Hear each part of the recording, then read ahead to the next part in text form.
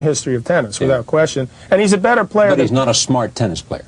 No, he's not. No, not a smart guy? He's quite a smart guy. He's a surprisingly smart person who doesn't translate on the court. It's very interesting. He's quite a nice guy. And you try to talk to him off the court and be, come on, because he actually has quite a personality. But it seems like he goes into this where when things get tough, he does the old pick up the bags and let's just throw in the towel, which is really sad, because that's the toughest thing I've had to do the last 6 years commentating is watch these guys tank matches, and which in tennis terms is not try. And he's one of the kings of that. And they just simply go in, and if they don't, what causes them to tank the match? They don't want to be there? They don't want to take the money and leave? You tell me. I mean, there's a lot of reasons. Perhaps they're not 100%. They don't like the fact that, I remember guys complained because the airplanes went overhead at the U.S. Open. The grass smells. I mean, they're completely lame reasons. Yeah. We have to deal with what we've got. I mean, the fact that it's the U.S. Open, there's going to be a lot of people walking around and a lot of people making noise. You deal with that. Wimbledon, you can hear a pin drop. So some people prefer that. That's his best surface. He doesn't have to do any thinking. See, he just reacts. So that's why he's been to the finals there 3 times, and he's done very poorly at the U.S. Open. And also, quite honestly, guys from Europe have a tendency to want to spend more time in Europe. Whereas, so if they come here, they either get here too late, they don't prepare well enough, or they've been here too long. So they in the back of their minds, they're thinking, if I lose this thing, I can go back home for a couple weeks. And so that's obviously the wrong attitude, but that's not going to win you anything. Pete Sampras did not play in the Australian Open. No one was more in his case than you. Well, you were there. I mean, you were saying, come on. I mean, he ought to be playing in the Australian Open. I'm more on his case about not playing Davis Cup. I mean, we'll get to that in a minute. But here's a guy who wants to go down in history as winning more Grand Slams, and he passes on the Australian Open. And he's a friend of mine, and I like him a lot. I happen to think it was a smart move. I mean, I don't know where you got your information. Well, you may have read in the press, Charlie. Well, that's good. I actually. So you think it's okay that he passed? Absolutely. I didn't play the Australian Open. I don't think people realize and put in perspective what the Australian Open has come a long way. But until 1985, for example, they were offering me guarantees to play the tournament. You had to beg the top players to play. What changed it was the fact that they did a better promotional job. They put money into a new stadium and things of that nature. They got a guy like Lendu who was willing to, train 7 hours on Christmas Day, and instead of going out on New Year's, he was, running hills at midnight. Yeah. So and he realized a great opportunity was like, if I'm 100% fit, and guys like McEnroe and other guys that don't show up are using, have to come from the beginning of the year and maybe not quite prepared, this is my chance. And he won the Australian Open 2 or 3 times, as well as Wilander. And because of that, all the other players said, well, we might as well start our year here. You're in the winter for a couple months. Let's go to Australia. It's the summer there. I've never considered the Australia to be anywhere near as important as the U.S. Open or Wimbledon. No one else does, but it's one of the Grand Slams. But if it counts as one of the 4, when people act like, well, if Pete gets to 12, he's breaking the all-time record. When people don't realize that Borg played once his entire career.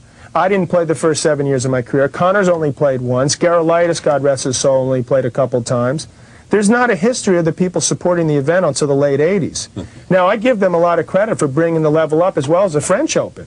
But I think that people have to put this in perspective. I, quite honestly, was more worried about who was #1 at the end of the year. And for the first time this year, now I don't know, it appeared that someone from the ATP, which is our Association of Tennis Professionals, the union, if you want to call it that, which is the only communist union, in my opinion, left in the world. They can't figure out why they're failing. Wait. Can you figure out why they're failing? The ATP? Well, I could, how much time do we have? But enough time for you to tell me why you think tennis is in trouble because of the ATP. Because of the ATP. Well, let's start with the fact there's way too many tennis events. Right. That's one thing. They make the top players play way too much. They don't support Davis Cup. They don't support tradition. They're not involved in the majors. What they've done is made the majors. What the ATP has done is they wanted to be the co-owners or owners of certain events. We recommended, we had a guy by the name of Hamilton Jordan, who happened to be Jimmy Carter's chief of staff, I believe, for one period of time, who did what most politicians did. He lied to us to our face and went behind our backs and did exactly the opposite of what we had agreed to. All the players around 1990 when this took place, this new system, agreed that the worst system we could possibly have would be a best of system, which means they divided everything by 14 events. But if you played 30 events, they would divide it by your 14 best events. But if you played 12, it would still be divided by your best 14. So what that encouraged and what they wanted to do is the top players to play constantly.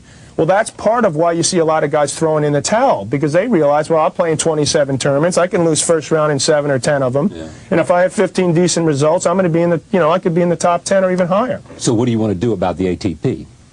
Well, first of all, most of the people that are in positions of power there have no business, in my opinion, being in that position. They haven't gone to players like myself or the other players of the past that I believe actually care about the game and could do something about it.